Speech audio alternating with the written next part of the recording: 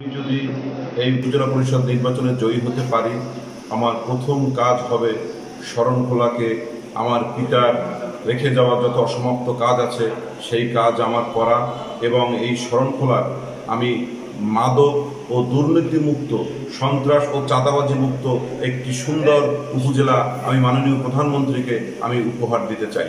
আসলে নিরপেক্ষ ভূমিকা থাকলে, মানুষের গণতান্ত্রিক অধিকার প্রয়োগ করতে পারলে নিশ্চিত ধানের শীষে জয়যুক্ত হবে।